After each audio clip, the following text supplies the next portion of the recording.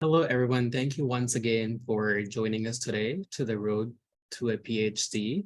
My name is Omar Bashir, and I'm an education advisor based in the Karachi office with Education USA. Today, we are joined with University of Wyoming, Kent State University, Washington State University, and University of Colorado Boulder. They are going to talk to you about PhD in the United States at their respective universities. And if you have any questions, you're more than welcome to put them in the Q&A box, as that's where we will be taking the questions from. So let us start. Before we begin with the panelists, I would like to give a brief description about what Education USA is. Education USA in Pakistan is a part of a Department of State network with over 430 international student advising centers in more than 175 countries and territory. The network promotes U.S. higher education to students around the world by offering accurate, comprehensive, and current information about opportunities to study at accredited post-secondary institutions in the United States. Education USA Pakistan is the official source of information on your U.S. higher education, and we also provide free advising services. So if you research the college application process in the United States, it can be a little bit daunting. However, Education USA has broken down the college application process into 5 simple steps, and Education USA advisors help all the students throughout all the steps. If you feel like you're stuck at any step, you are more than welcome to send us an email, and we are happy to assist you. Education USA also has an app now. You can download it on your iPhone or Android. It works as a WhatsApp. You're more than welcome to chat with the advisors during the work hours. You can also get evented alerts, and you can also access your frequently asked question. It's a very helpful tool. So our panelist today is Adil Ahmed from University of Colorado Boulder. Adil Ahmed serves as Senior Graduate Recruiter at University of Colorado Boulder. He has been with the university since September 2021. He primarily recruits and works with prospective graduate students who are interested in applying to a wide range of master's and PhD programs in arts and sciences, business, education, engineering, and applied sciences, law, media and communication, and music.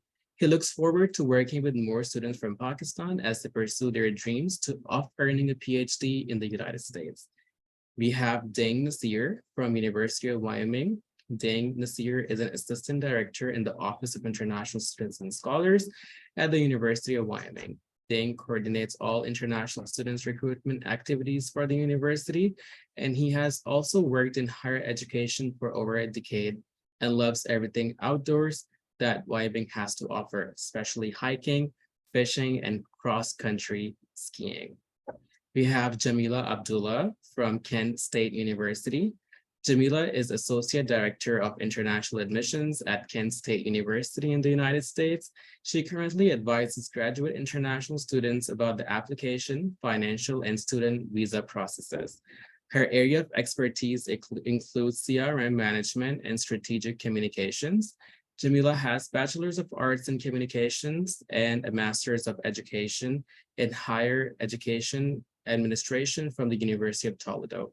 She has worked with international students for 10 years and enjoys assisting them in each step of the process. She actively recruits in the Middle East and Pakistan.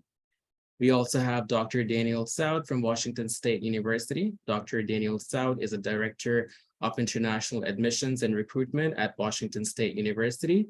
His career spans over a decade with positions in graduate and international admissions. Dr. Saud's research and scholarly interests are in higher education policy. Like the students he served, he came to the United States as an F1 student and completed his undergraduate degrees in biochemistry and international studies from Hawaii Pacific University. Later, he earned a Master's of Education in Higher Education from Merrimack College and a Doctor of Education in Higher Education Policy from Vanderbilt University, Peabody College, under the mentorship of Dr. John Braxton. Prior to joining Washington State University in 2020, Dr. Saud was the AVP and Director of Admissions for Rosalind Franklin University of Medicine and Health Sciences. overseeing the admissions and recruitment for all the doctoral and PhD programs to the university. Welcome to all the panelists today. Students, this is your chance of asking all the questions you have about your PhD, fellowships, funding, everything. So Adil, you're next up. So panelists, just let me know when you want me to move to the next slide and I will maneuver the slides for you. Thank you, Omar. And you can go to the next slide. Thank you. Assalamu alaikum, everyone. As Omar said, my name is Adil Ahmed. I serve as the senior graduate recruiter in the Office of Admissions at the University of Colorado Boulder. So thank you, Omar and EducationUSA, for having us today, and thank you, to all the students for joining us to learn more about pursuing graduate studies, specifically PhD programs in the United States. So a little bit about University of Colorado Boulder, or CU Boulder. We are first, where we're geographically located. So this is a map of the western kind of half of the United States. And I think this can help provide some context, again, as to where we're located. So that golden kind of rectangle in the middle of the picture is the state of Colorado. So we're located kind of in the towards the center of the state. Boulder is our city. It's a small city, population of around 100,000 people, not including the 35,000 or so students at CU Boulder, over 6,000 of which are graduate students. However, we are also just about 30 to 40 minutes from Denver, which is a very large metropolitan area, home to about 3 million people. We're also about 45 minutes from Denver International Airport, which, as you can kind of see in that table towards the bottom, can show you some flight times to direct destinations all around the country and even abroad. Next slide, please. Boulder is consistently ranked as one of the best places to live, actually, and one of the happiest cities in the United States. And there's a few reasons we receive these kinds of accolades. So I think first and foremost, the great weather you can find year-round in our area. Boulder receives over 300 days of sunshine per year. We're also, I think, part of that, consistently ranked as one of the most physically active cities in the US. There are plenty of outdoor recreational activities offered in the area. Some of you may know Colorado is world famous for its, its skiing, its hiking, rock climbing, and other mountain sports. And then Boulder is actually also ranked as the fastest growing tech hub in the world, competing with much larger and more established hubs like the San Francisco Bay Area, Seattle, Austin, and even New York City. Next slide, please.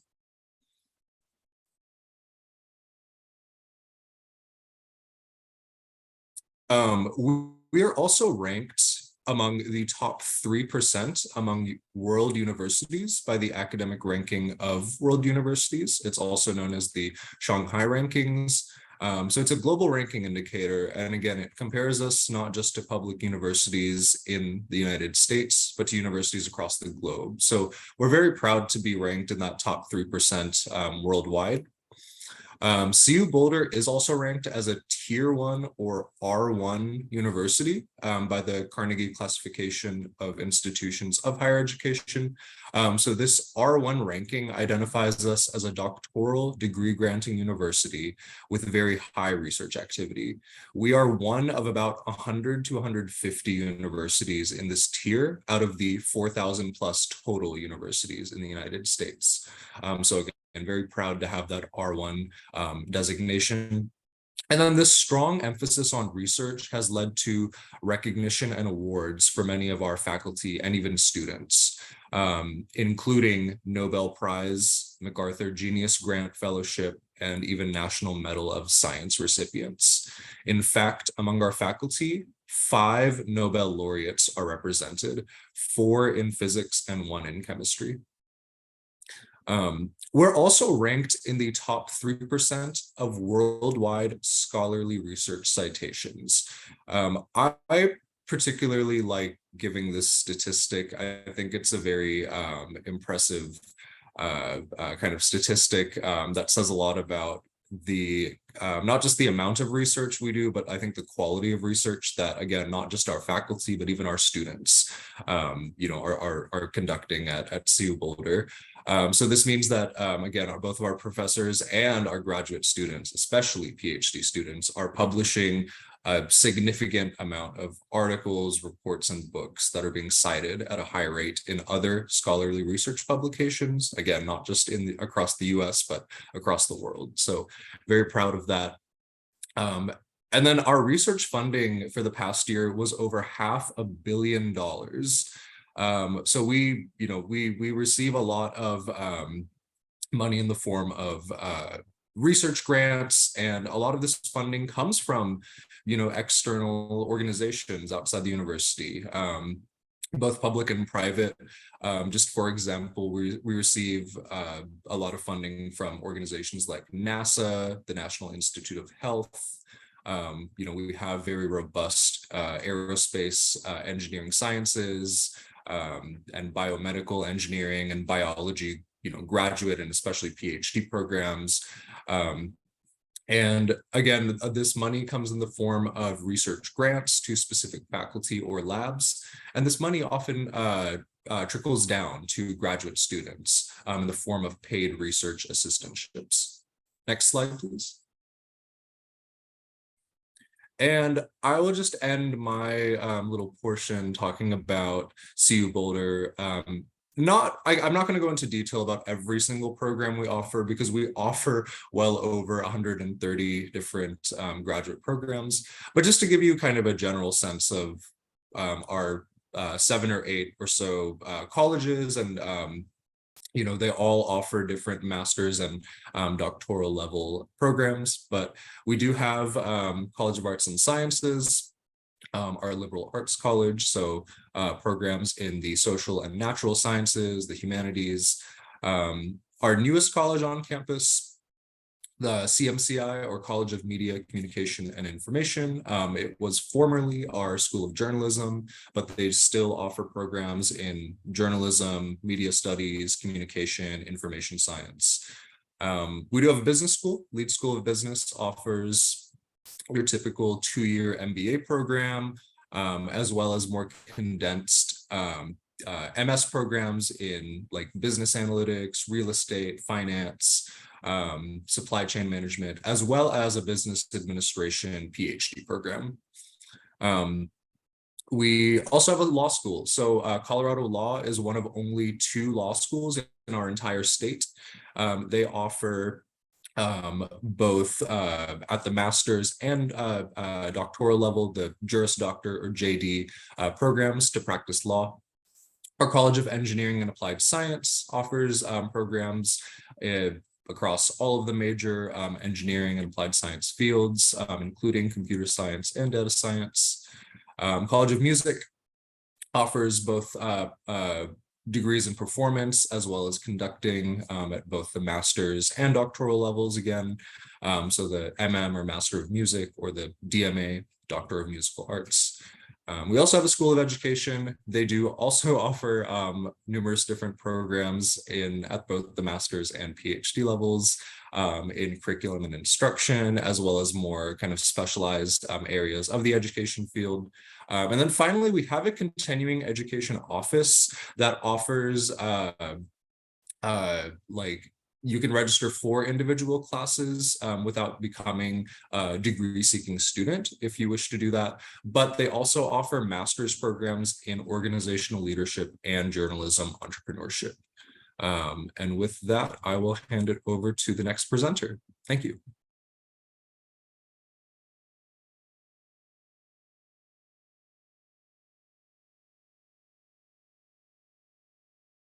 Thank you, Adil.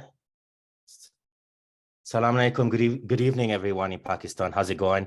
I'm Dain Nasir. I'm an assistant director at the Office of International Students and Scholars here at in Laramie, Wyoming. So Thank you, EducationUSA, for having us. We're really appreciative of this opportunity. So I'm going to start my presentation right now. Next slide, please, Omar.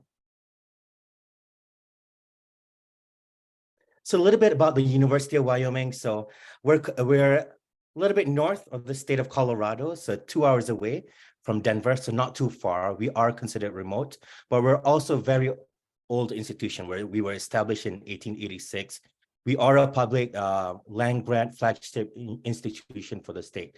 So what that means is we're the only four-year institution for the state of Wyoming, and we're very proud of that because what trickles down to the students is that there's a lot of funding in terms of scholarships and assistantships for students because the state focuses a lot about research and the education for students, not only for Wyoming students, but also for students that come from all over the world. Our classes are smaller, 14 to 1 student to faculty ratio. So if you do receive one of those assistantships from us when you apply for a PhD program, your classes that you will teach are very small. So classes or labs and so forth. So Laramie, Wyoming is nestled in a valley of 200 meters above sea level between two mountain ranges. So we are in a valley, in a very beautiful valley surrounded by mountains. So it is very high and it snows a lot in Laramie, Wyoming. It's still cold here. I think we're about 10 degrees Celsius this morning, but summers are very beautiful as well. Again, we are located in a rural community, located only 2 hours from the big city of Denver, Colorado. So as remote as we are in the heart of the Rocky Mountains, you still have great access to CPT opportunities or OPT opportunities after you graduate, to venture out into the industry and other institutions around the region, to Fort Collins or Cheyenne, or even to the big city of Denver and so forth, all right? Most of you know a lot about Wyoming already, whereby our state is famous for the Yellowstone National Park and also Grand Tetons National Park as well, which is only 6 hours away from our city. Scholarships are available for international students for up to $7,500 a year from 3 different offices that can help you with that. And also we have over 100 graduate programs and top programs in engineering, business, computer sciences, geology, and so forth. So we have over 100 graduate programs, and a big chunk of those are PhD programs, and 95%, if not all PhD students, programs are fully funded. So a little bit more about the University of Wyoming is that we're very heavy on programs that are focused in the energy industry. So if you're interested in petroleum engineering, geology, geophysics, our programs are very heavily focused in that field. But with that said, you know, with everything that the businesses are focused in the energy industry also comes with sustainability, right? So there's also all these research in getting the energy out, but also there's also research in trying to conserve the environment and saving our planet and so forth. So we have a ton of programs in sustainability, biology, chemistry, plant sciences, animal sciences, and so forth. And what's great about the University of Wyoming is that our generous assistantships that come in the form of research assistantships and also teaching assistantships is that it's all encompassing all across all the disciplines, from not just petroleum engineering, geology, and so forth, but also in business, communication, religious studies, and so forth. Next slide, please.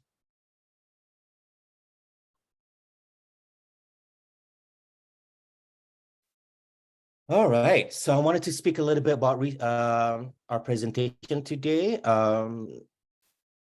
Omar, do I talk about our presentation, or do I talk about my school first? You can talk about your school. Right. So, and then we're going to do the admission requirements afterwards about the topic, or? No, you can talk about admissions requirement at the same time. Okay. Yeah, sure. So, admission requirements. So some guidance for me, if you are interested in attending the University of Wyoming, is that so information on admission requirements into a PhD program will typically be under our department's website. Okay, so our department will spell out what you need to do from A to Z. But the unique thing about graduate admission is that at my institution, and I think I can speak for a lot of other institutions, is that graduate admissions is very decentralized. So it differs from institution to institution, and not only from college to college, but from department to department. So check out the department's website on what you need to do in order to apply for admission. For example, for our College of Computers, for our computer science and computer engineering program, what's great about that program is that they have a pre-application process where you're able to fill out a survey and introduce yourself, spell out your goals, what you need to do, and then they will encourage you on the next steps and what you need to do and so forth. So like I said, check out the department, check out the general requirements that might be housed under the Office of Graduate Studies as well.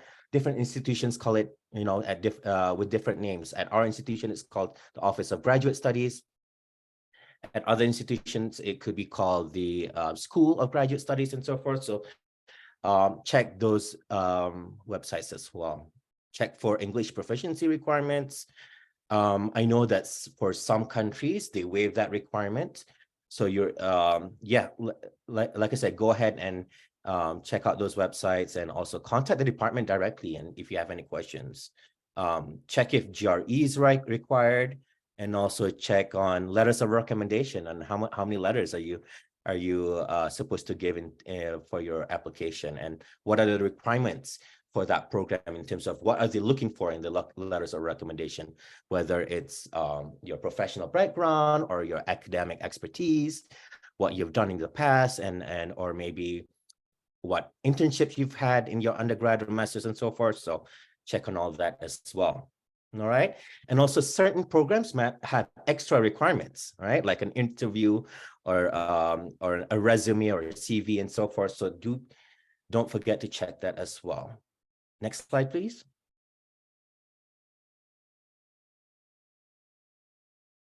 Right, so I'm going to go 2 steps back, like in terms of what I just said about contacting the department. For our institution, there's 2 ways that you do this. You can email the graduate program coordinator directly. So every program, like business will have a graduate program coordinator, computer science will have their own graduate program coordinator. So feel free to contact those graduate program coordinators directly and ask them with questions, send them those questions in terms of if you have any questions on funding or admission requirements, or even questions about the department and research and so forth. Like if you wanted to take it an extra step in terms of before approaching a faculty, you can, contact the faculty, the graduate program coordinator to kind of like point you in the right direction. And secondly, you can email a faculty member within the department. I know that for my institution, a lot of those websites will spell out, please contact a faculty department member in our department before you apply and introduce yourself. So again, with that said, with emailing, if there is a requirement to do that, please email the department directly, contact them. Faculty are very busy advising, teaching, and doing their research. So I would advise you all to, introduce yourself. Never start the conversation with funding. Like I said, almost all of our PhD programs are fully funded. So do introduce yourself, spell out, tell the faculty about your goals, what you can bring to the table, what expertise you have, any teaching experiences you have, and then they will be in touch with you in terms of the next step. Next slide, please.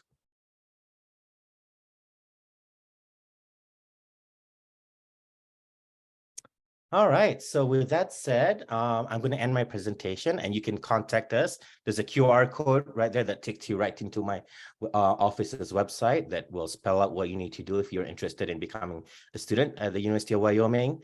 For a lot of our PhD programs, they also accept students this coming January as well. A lot of those programs for fall are already closed, but you never know, right? So start early and start contacting those departments, because a lot of those funding that they have given out for fall are also in the second, third stage as well, in terms of the negotiations going back and forth with our students that are coming in. So it doesn't hurt to contact the department, okay? But if you can't find that information, you're welcome to email our office, and also you can WhatsApp me as well as my office's WhatsApp. So thank you, everyone. I'm going to pass it on to the next presenter.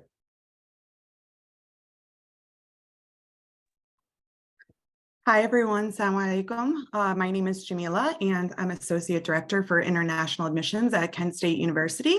Next slide.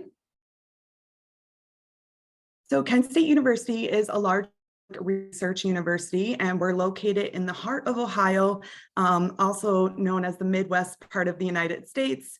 Although Kent is actually a college town, we are situated between two larger cities called Cleveland and Akron. Both of these are cities where a lot of our students will go at some point to do internships or look for postgraduate job opportunities. Next slide.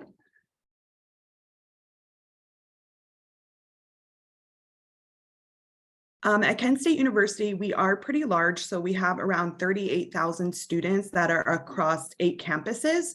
However, most of our international students do study at our main campus, which is the Kent campus, and we currently have over 1,600 international students from over 100 countries, and we have roughly 20 students from Pakistan that are currently at Kent State studying at all levels.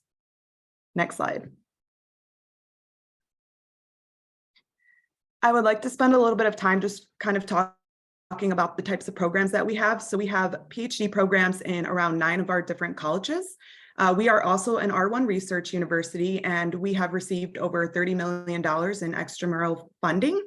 And we currently have over 130 active US patents, and 15 of those alone were basically gained in 2020. So there's a lot of research opportunities on our campus.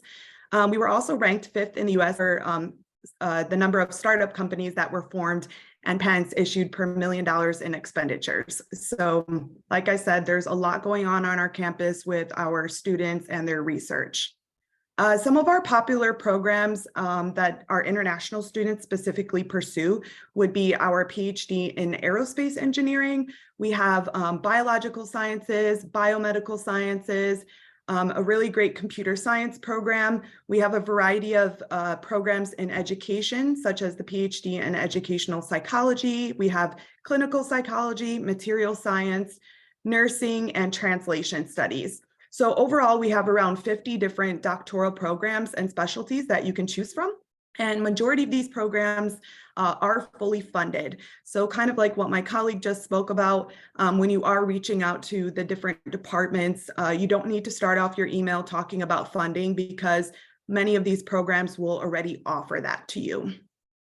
Next slide.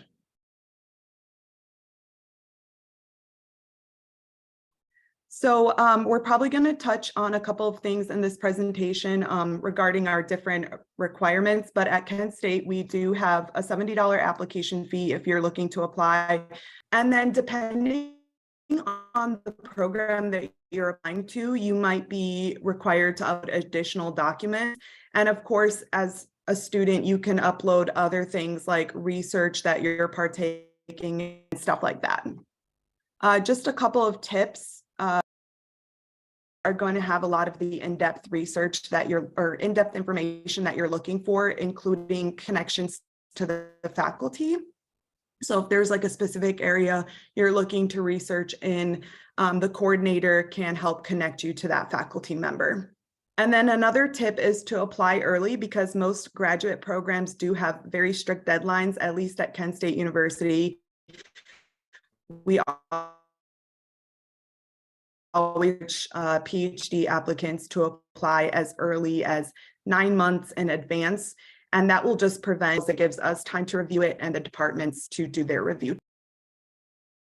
Application does open in fall, and so we do encourage applicants to apply as soon as possible, because like right now for fall 2023, there wouldn't be many programs that are giving out funding or even looking at applications. So just make sure to apply as soon as possible. Next slide.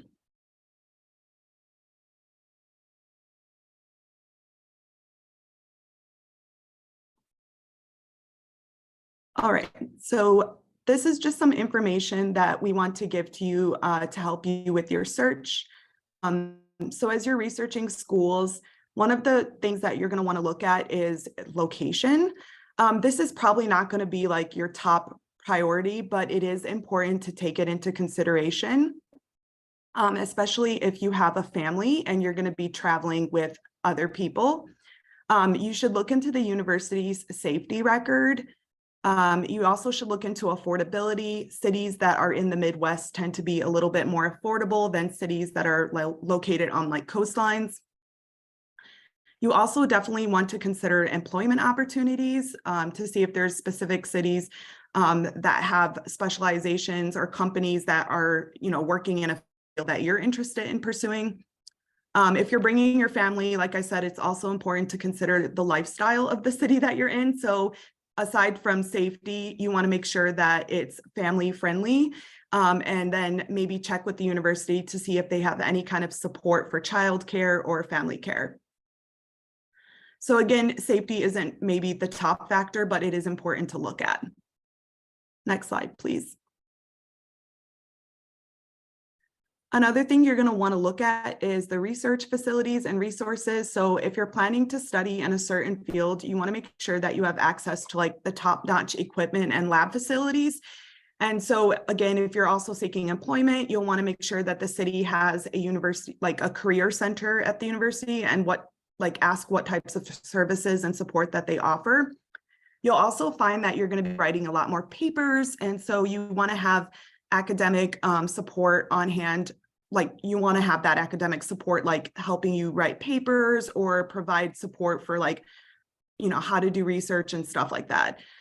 You'll also want to ask about any type of peer mentor programs. So in the US, these programs are pretty common, but it's important that you're supported by your peers and not just by your professors. So definitely ask about those too. Next slide.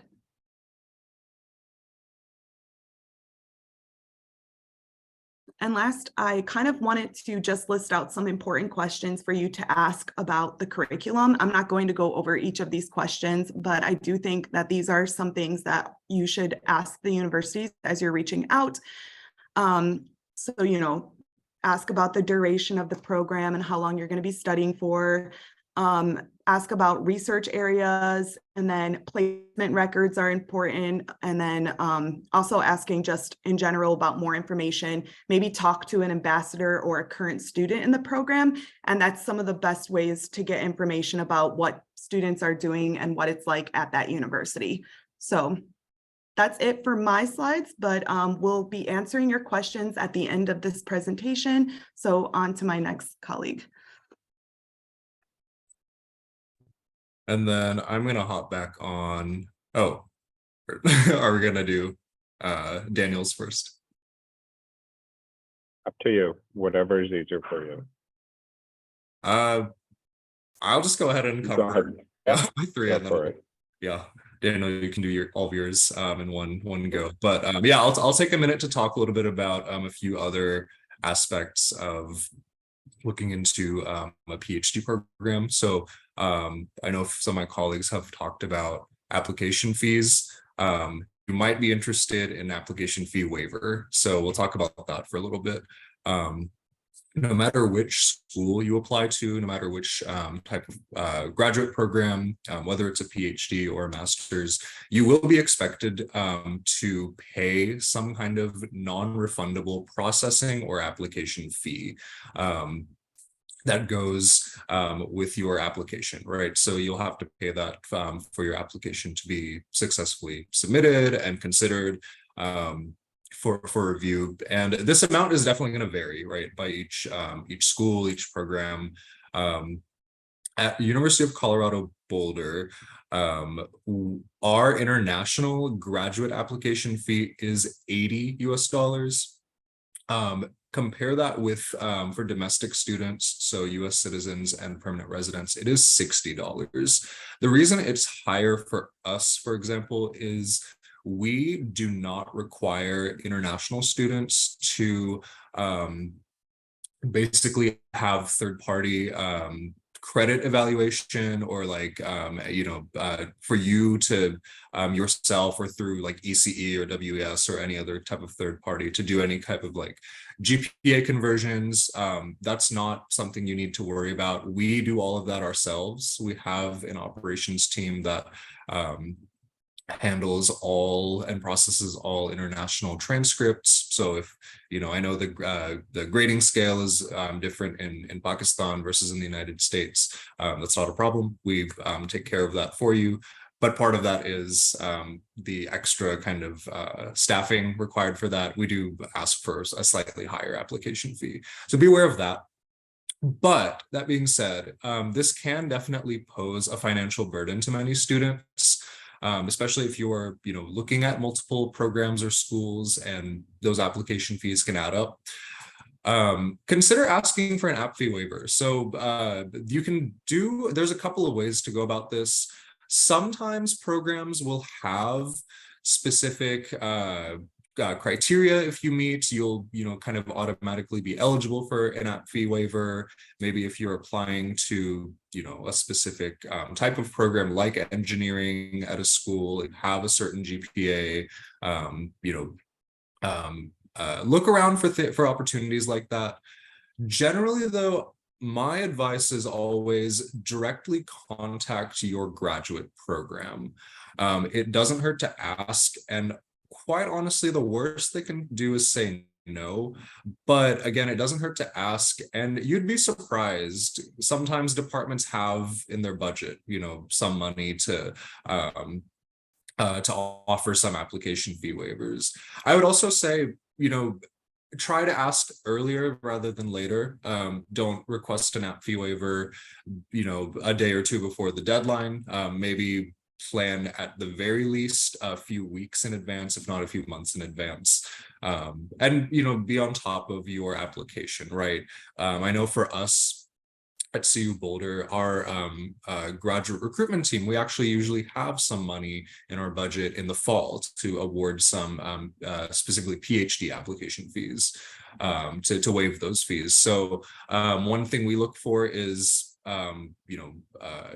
is your application complete? Do you have your necessary test scores? Any GRE or GMAT or any type of English proficiency test scores, TOEFL, IELTS, or Duolingo submitted? Do you have your recommendation letters in? Do you have your transcripts in? Do you have a plan for funding, right? If it's a PhD program at CU Boulder, 99% of the time it is going to be fully funded. But if it is, if you're also considering a master's program, do you have a specific plan for how to, to pay for that?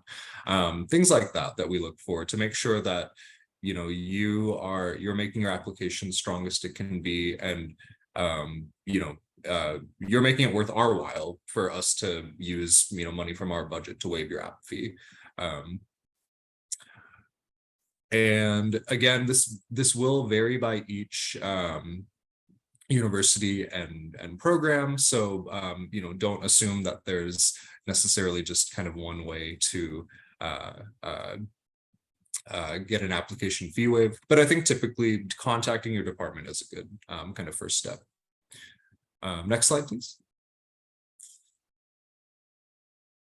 And then I want to talk about scholarships as well. I think this is one area where you'll notice just how I think different undergraduate versus graduate admissions are in the United States.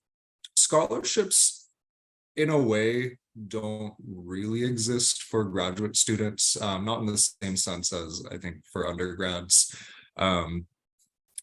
And again, depending on the university, on the program, there may be some merit-based scholarships that specific program or that specific university will automatically consider you for, but more than likely, the type of funding that you would be considered for would be through your department.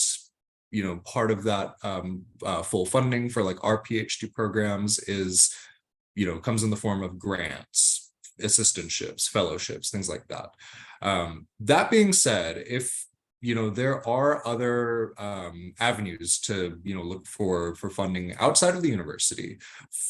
For example, there are a lot of national fellowships, grants, and awards that you can apply for. If your PhD program is not going to be fully funded, if it's going to be partially funded, especially if you're applying for a master's. Master's programs are very, very rarely fully funded, if ever. This might be a good way to look into applying and possibly obtaining some extra money to help put towards your graduate education. And this is also going to really vary just depending on the type of fellowship, grant, or award you're looking at. For example, I have a screenshot of the American Association of University Women Foundations website. They offer awards, or they award rather international project grants up to $7,000 US, as well as fellowships up to $20,000, as well as they award foreign government scholarships for international students. So this is just one example. There are dozens of nonprofits, other kind of third-party organizations that you can apply for these grants and awards outside of the university you're looking at. You typically have to meet certain criteria to be eligible to apply for these different types of awards. So for instance, a lot of international fellowships, you cannot be a US citizen or permanent resident. You must either plan on coming or already be here in the US on a non-immigrant visa. You must intend to return to your home country, to Pakistan, upon completion of your graduate studies. So things like that. And then I also just want to quickly mention government scholarships, or sponsorships rather. International students can also look into sponsorships from their home country's government. So in other words, through your department or Ministry of Education.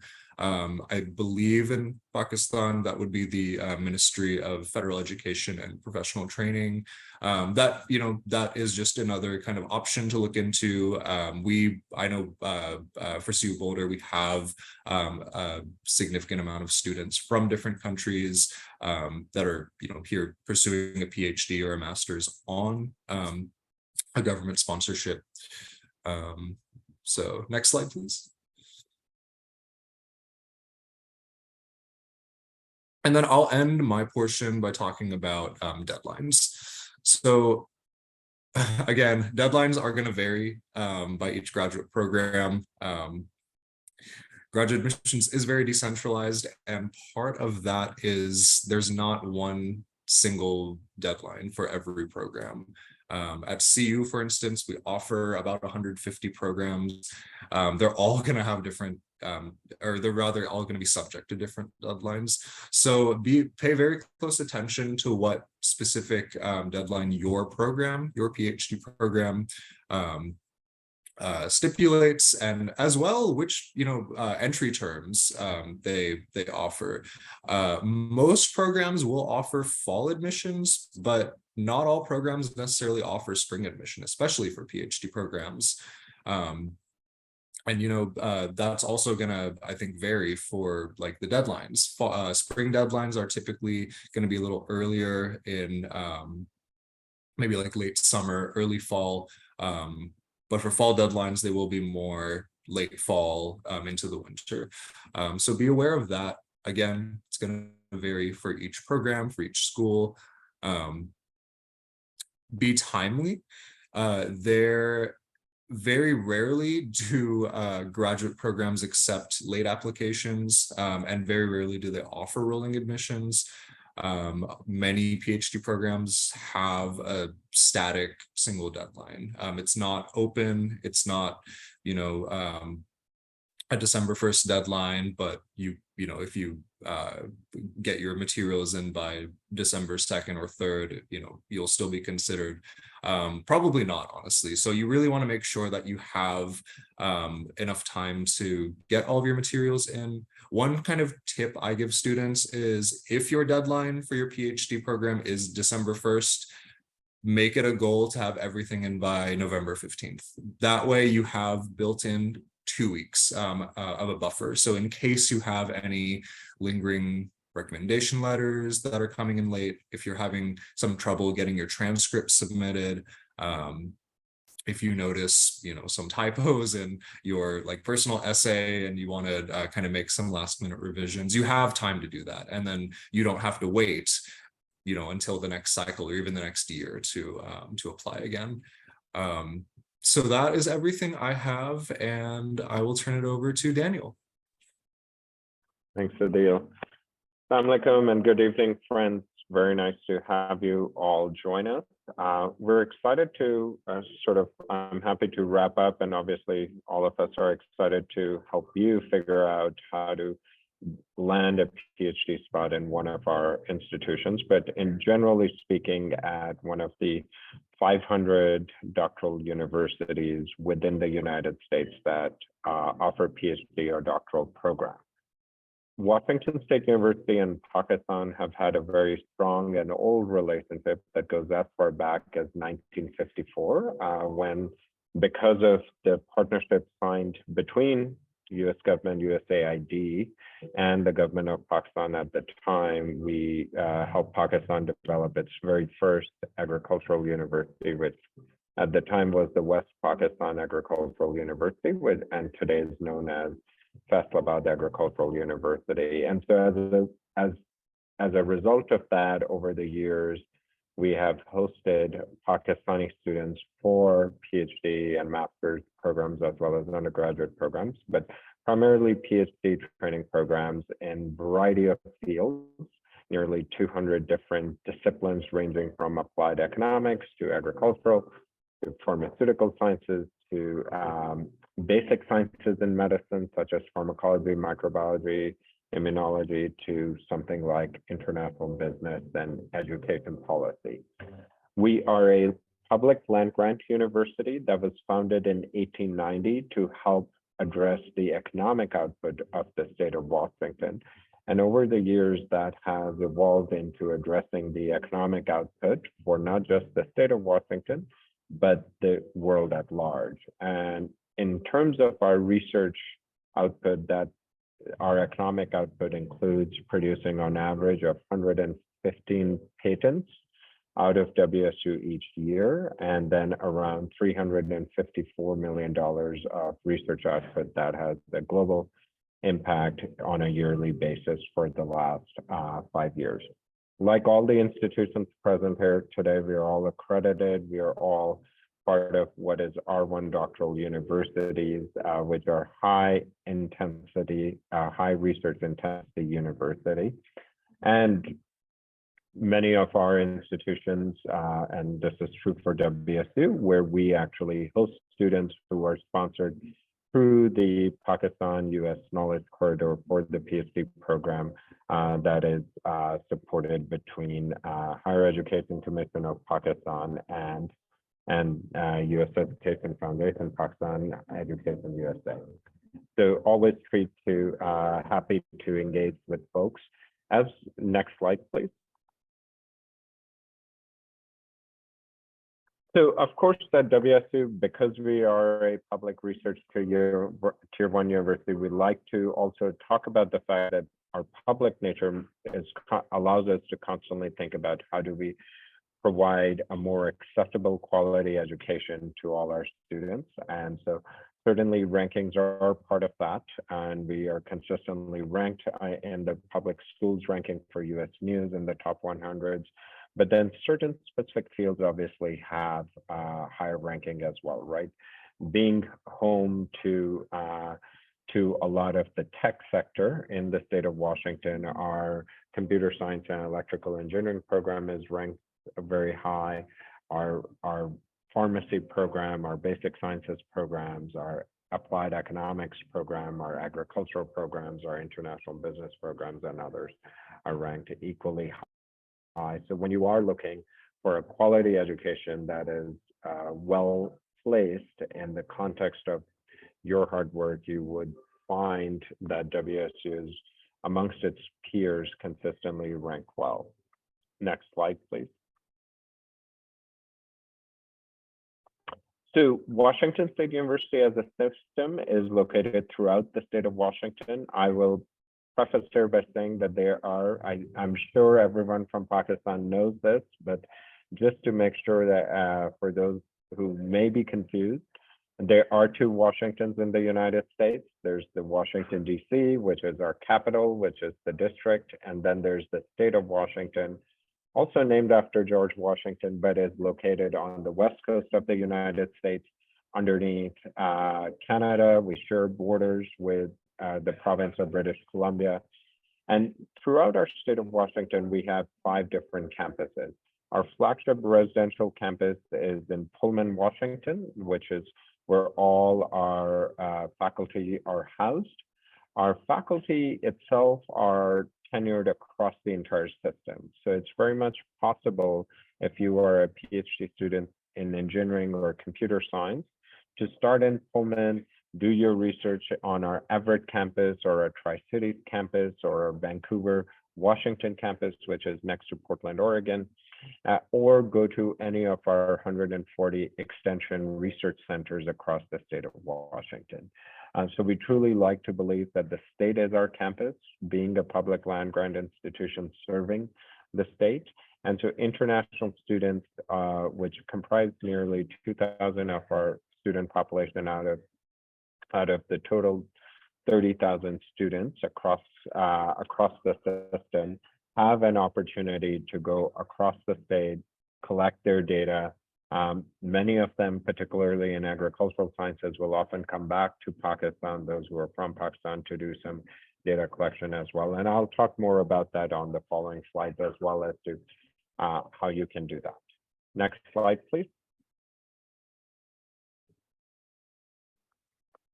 So I mentioned about our colleges. This gives you an idea about all the colleges that are available at WSU as a system. It includes our agricultural, human, and natural resource sciences, where a lot of our students from Agricultural University of Islamabad come to do their PhD, which also includes our applied economics or agricultural economics program.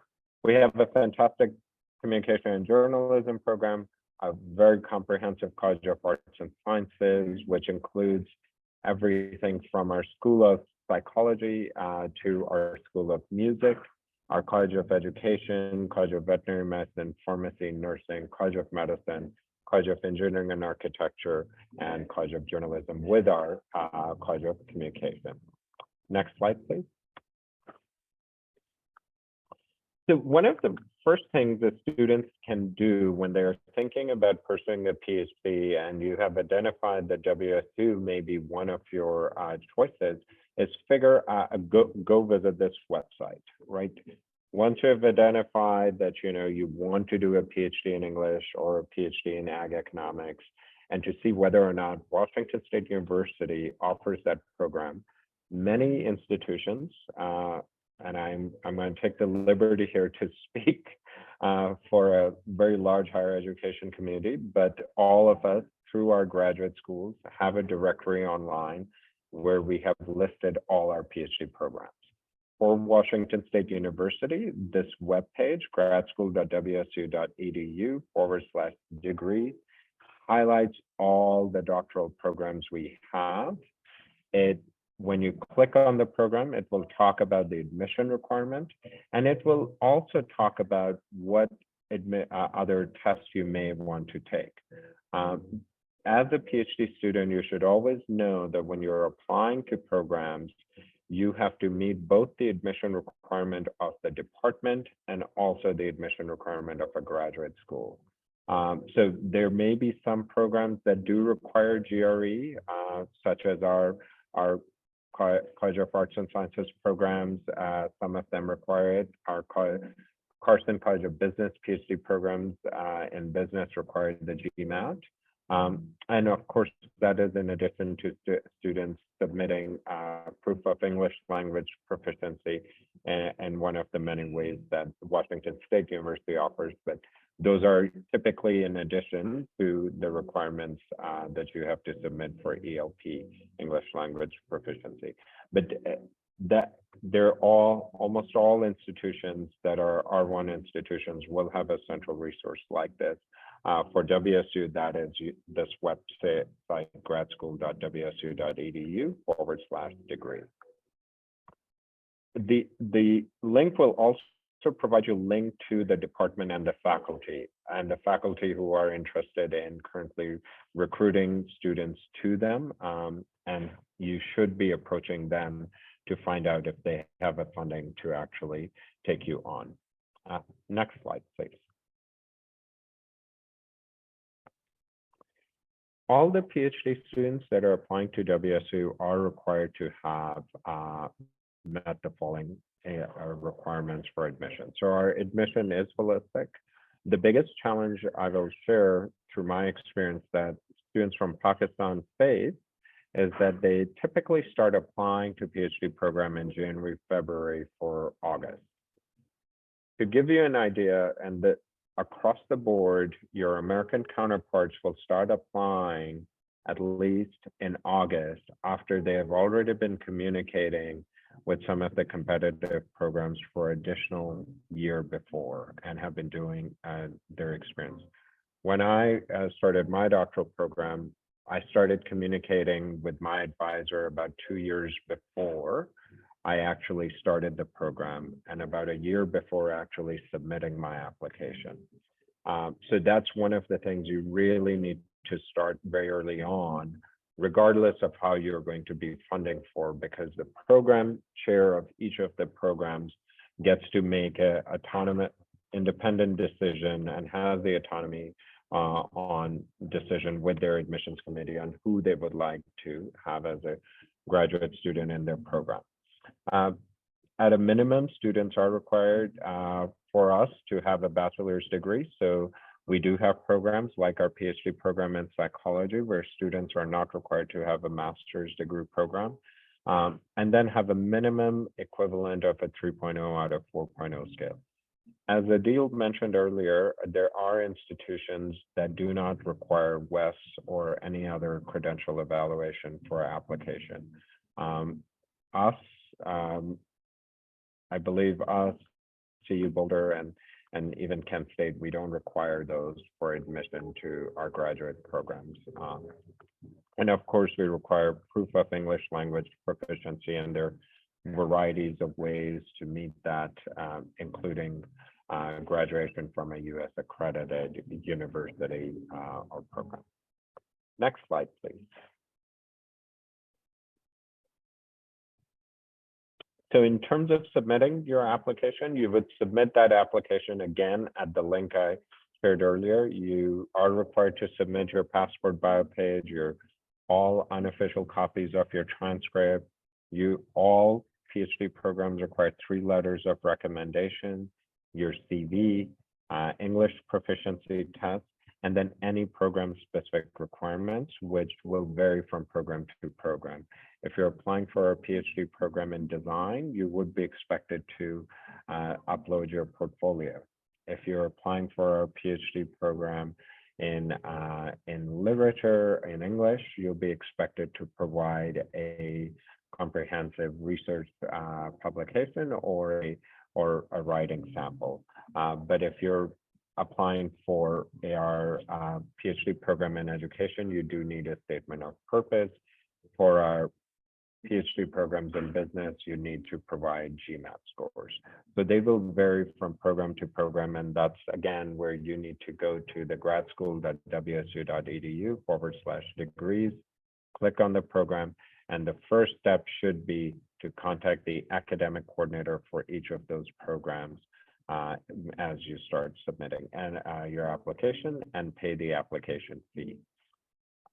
Application fee waivers for Washington State University, we do not provide those for international students. So we view that as your ability to afford your education as an international student. So you are required to submit the app fee when you apply for graduate PhD programs at WSU. Next slide, please.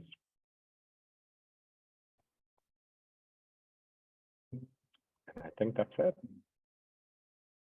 Yes, thank you so much, all the panelists. It was a great, informative session. We will take Q&A now. Students, if you have any questions, you're more than welcome to put them in the Q&A box.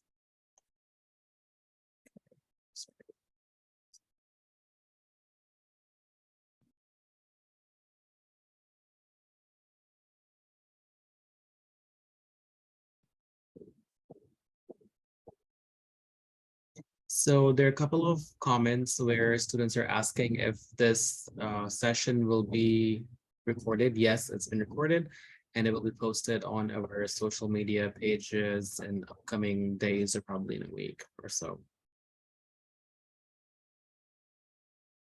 So there is a question, and any one of you can answer on the panel. If publishing work is required for apply for a PhD program.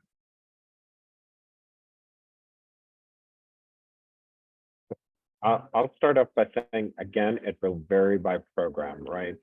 I like to remind students from Pakistan that just like how rules and regulation are different across the 5 provinces of Pakistan, the same applies for the programs, right? Every department has its own admission requirements that will vary. So you really need to visit each institution's central graduate admission requirements page for the program, like the one I shared for WSU, to make sure you know what the program requirements are and whether waivers for certain things would be available. Okay, another question is, what is the length of the PhD program?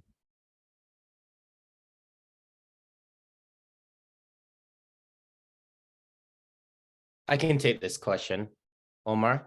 Yes. For our institution, it just depends, right? Again, it's varies from program to program, depending on the research that you're supposed to work on or the classes that you're supposed to teach and so forth. So those conversations are between you and your supervisor that's going to supervise your employment with the university as a TA, as a teaching assistant or research assistant, and also as a student as well, to see, you know, how many years of classes are you going to take, and then when are you going to do your exam, and when are you going to start presenting to your committee on what you're going to research on and so forth. So it just depends, and you'll go over that in your first year. Once you enroll into a PhD program, that's when you become, you're called a PhD student, right? So you're a PhD student for a couple of years, and then once you pass your exams, you become a PhD candidate, which takes you to the next step of your degree. So again, one of my colleagues just now presented on like research the curriculum and research the program and so forth. So those are some of the information that you can get ahead of time in your research and trying to look for a program. I know right now is a great time to shop around for PhD programs. It's you're a year ahead of time for a lot of these programs that accept students in the fall. So look into that and see, research what you're going to get yourself into for the next typically, if you're on track, it's 4 to 5 years, but a lot of programs can take that.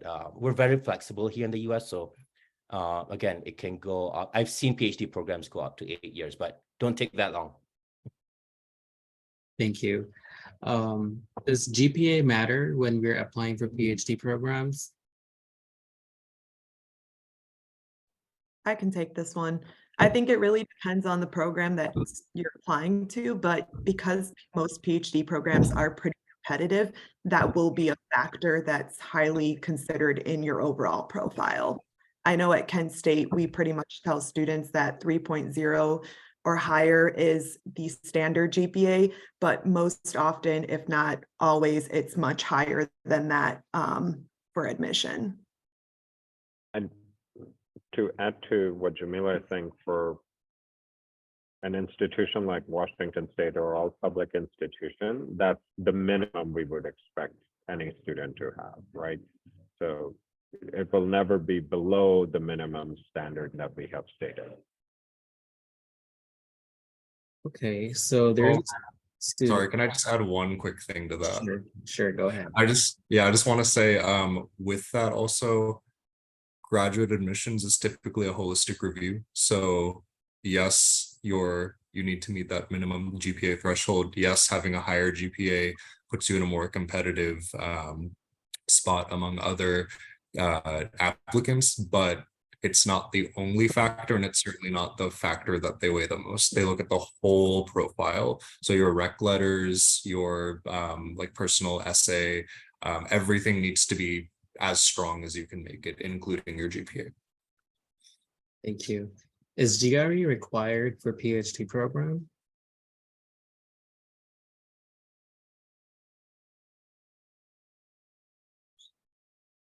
I can just try to answer this one, but not on hopefully behalf of all my colleagues. But I think it really, again, depends on the program that you're applying to and the institution. Some of us have offered waivers because of the pandemic and are still sticking to that. Other programs have reinstated the GRE or the GMAT. So really you have to kind of do that research and reach out to each university and each program coordinator to find out if that's specifically required for your program. Okay, thank you, Jamila. So the next question is actually for you, Jamila. I know that you mentioned that there is a $70 application fee, correct? So the second question that the student have is, does it need research proposal and the approval of research supervisor? No, so you don't always have to have a supervisor before you apply to the university, but it is highly encouraged that before you apply and pay that $70 application fee, because we do not offer waivers, that you're having that conversation with a potential faculty member. So in this instance, if you're looking to apply, I would first reach out to the department and then apply after you have more of a firm answer about, you know, your research and stuff like that. Thank you. Another student is asking, how can I contact program coordinator of a university? I can share that. So the link I shared at the very end, that when you click on the program, it will have the program coordinator's contact information. And for most institutions here on this panel, that's true. And it would be true for any R1 institution, you know, and if you're looking towards a PhD program, you really should be looking at R1, R2 institutions for your doctoral program. Thank you. Another student is asking, can we apply if we have an education gap of few years?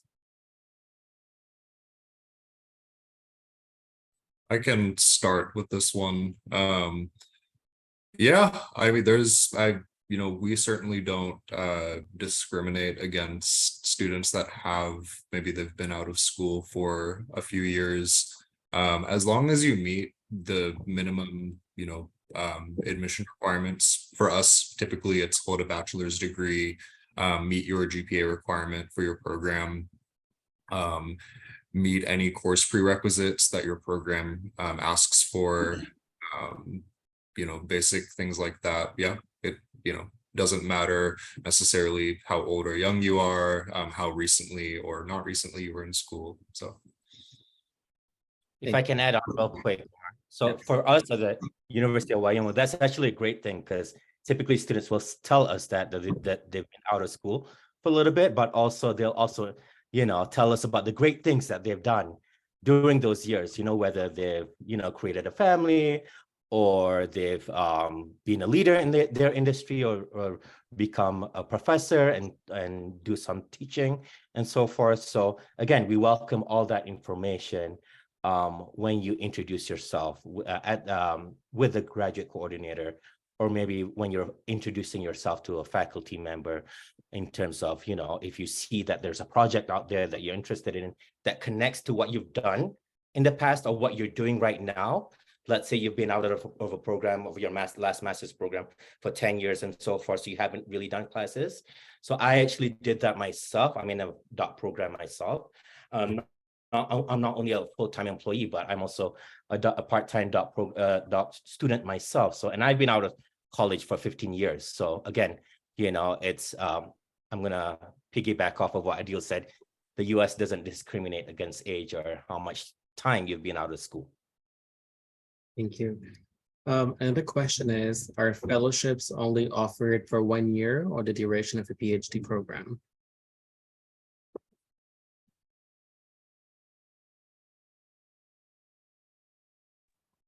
So there's a difference between a fellowship, assistantship. I like to point that out. And within assistantship, depending on the state you're doing your PhD on and the regulations in that state, There is also difference between research assistantship and teaching assistantship. In the context of Washington State University, assistantships are through the duration of your program, as far as, and that's because you're put on a specific budget for a faculty member and so forth. So you better love your faculty member just as much as you love your family. You're with them for the entirety of your program. The fellowships are not the same as assistantship. They are awarded based on specific areas. They're usually 1 years, and they can range for something like a pre-doctoral fellowship that leads you to a PhD program. That could be in addition to your assistantship, or that could be a postdoctoral fellowship because you have completed your doctoral work already. Thank you. Okay, panelists, would it be possible for you guys to share your contact information in the chat panel, please? Students are asking for your contact information. So I'm Sure. seeing a lot of questions that students are saying that they have been accepted at different universities or they need help with visa processing and stuff like that. You're more than welcome to send an email to me. You can see my email on your screen right here. Send me an email with your particular case and I can help you out. And if you need to get in touch with the universities, I can help you doing that as well. On your screen right now, you can also see a website here, www.educationusa.pk/register. That's how you can sign up for a free advising services. If you want, you can make an appointment with me and I can offer you guys advising. Once the panelists are done putting their contact information, I will give about a minute or two. You guys can note that information down and we will end the webinar. Thank you so much, everyone, for attending. Panelists, thank you so much for taking time out and attending. I know you guys are in different time zones, so I really appreciate you guys working out the schedule and taking the time out and informing your students about PhD in the United States. Thank you so much. Thank you. Thank you, Jamil. Thanks for having us. Take care. Thank you. Take care. Thank you. Bye, everyone. Have a good day. Thank you. Okay, students, thank you so much. Once again, the information is on your screen. You're more than welcome to take a screenshot and we will end the webinar in a minute.